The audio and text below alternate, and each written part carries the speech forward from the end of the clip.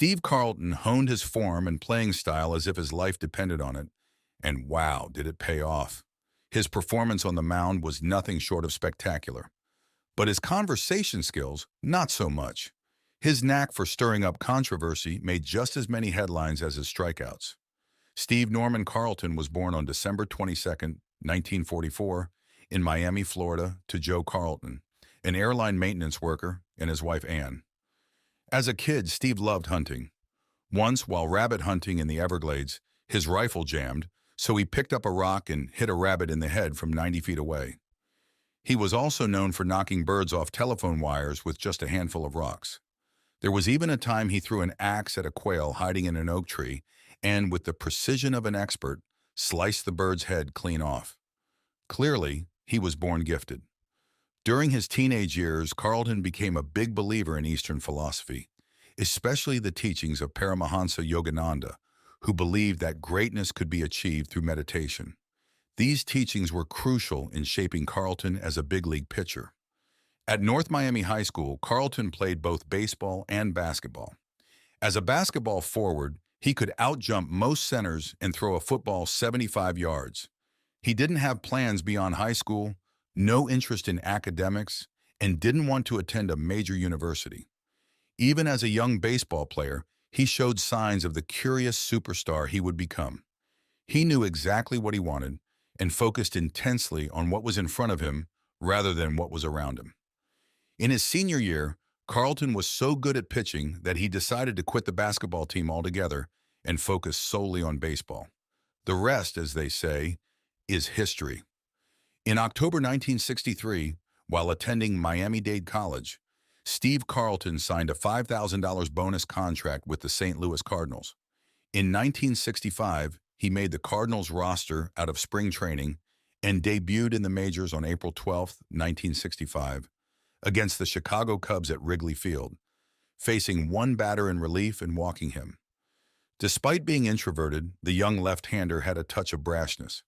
One day, catcher Tim McCarver was shaving when Carlton approached, tapped him on the shoulder and said, "You need to call more breaking balls when behind in the count." McCarver, with shaving cream halfway around his face, looked at his new teammate in disbelief. "Who are you to tell me to call more breaking balls when behind in the count?" McCarver replied. "What kind of success have you had to tell me that?"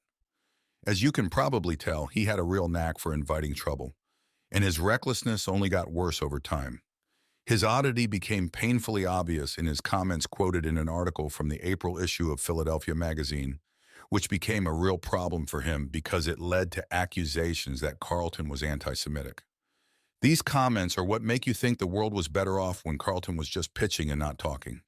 According to Pat Jordan, the writer of the article, Carlton said the world is controlled by either the Russian and United States governments, which fill the air with low-frequency sound waves. He further quoted him saying things like, "The elders of Zion, British intelligence agencies, 12 Jewish bankers meeting in Switzerland, or a committee of 300 which meets at a round table in Rome." Sounds like the ramblings of a madman, am I right? He also claimed, according to Jordan, that President Clinton has a black son he won't acknowledge, and that the AIDS virus was created in a secret Maryland biological warfare lab to get rid of gays and blacks. All these bizarre ideas come from a man who lives as a recluse in what Jordan described as a bunker in Durango, Colorado, which is fitting if you ask me.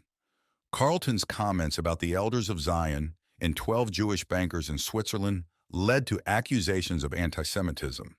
In a statement through the Phillies, Carlton defended himself, saying, "The article is mostly not true." Larry Schenk, a Phillies vice president, said that Carlton specifically denied making those comments when they talked the previous month. However, the writer of the article, Jordan, stood by his story and said the quotes are accurate. For context, the Protocols of the Elders of Zion is a fake document created by the Russian secret police early in the 20th century. It falsely describes a Jewish plan to overthrow Christianity and control the world. Nobody knew Steve Carlton better than Tim McCarver. They were teammates for more than 10 seasons on two different teams, and McCarver was Carlton's personal catcher.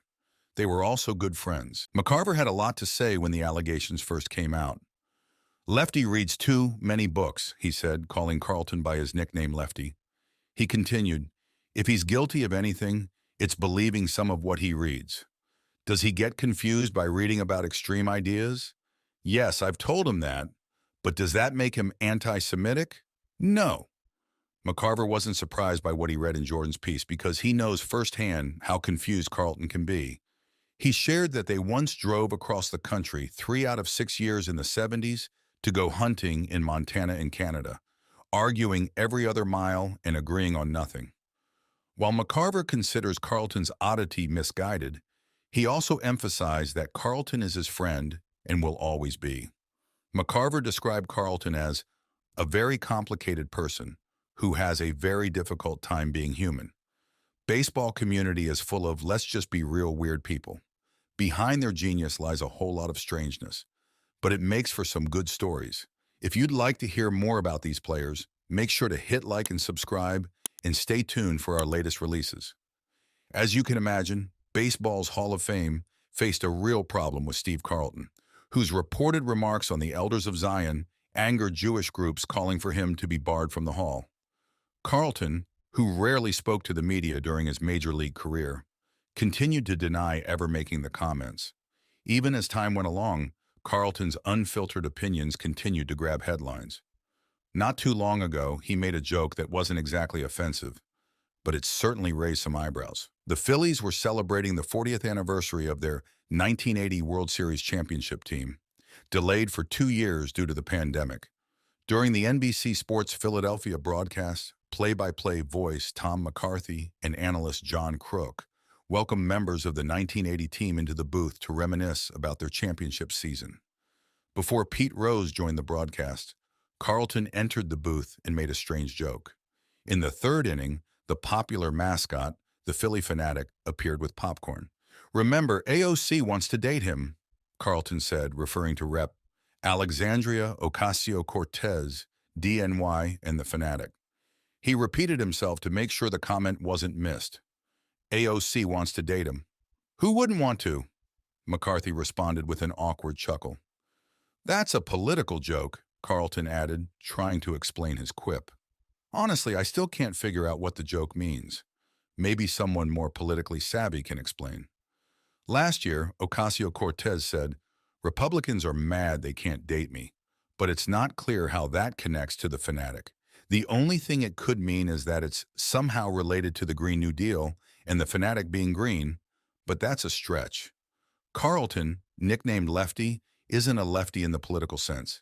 Did he just want to make an AOC comment and thought the Fanatic was his chance? There wasn't anything wrong or offensive with Carlton's joke. It was harmless. It just didn't make much sense, adding to an already bizarre day in the Phillies broadcast booth. McCarthy and Crook handled it well by not pressing Carlton for an explanation because I'm pretty sure there wasn't one. Maybe it was Steve Carlton's chaotic personality that led him to stop talking to reporters for 8, 10, or even 13 years during his career, depending on who you ask. He was silent, like a monk or a hermit. What was the point? Was it because he didn't show emotions on the field? Or because he just focused on becoming possibly the best left-hander in history? Carlton was always a bit of a mystery, but that same intense focus and self-discipline, combined with his deadly slider, got him into the Hall of Fame on the first ballot. A 10-time All-Star, Carlton led the league in many pitching categories. He struck out 4,136 batters, setting a record for a left-handed pitcher, and holds many other records for left-handed and Phillies pitchers. His 329 career wins are the 11th most in baseball history, behind greats like Greg Maddux, Roger Clemens, and Warren Spahn. The Phillies retired his number 32 in 1989. Carlton picked off 144 runners, the most in MLB since pickoff records began in 1957, with Jerry Koosman a distant second with 82. Though he never threw a no-hitter, he pitched 6 one-hitters. Carlton was elected to the Baseball Hall of Fame in 1994 with 96% of the vote, one of the highest percentages ever. No wonder why. The Phillies even honored him with a statue outside Veterans Stadium, later moved to Citizens Bank Park alongside a statue of fellow Hall of Famer Mike Schmidt. In 1998, the Sporting News ranked him number 30 on its list of the 100 greatest baseball players. But that's not all. In 1999, he was even a nominee for the Major League Baseball All-Century team. A real showstopper,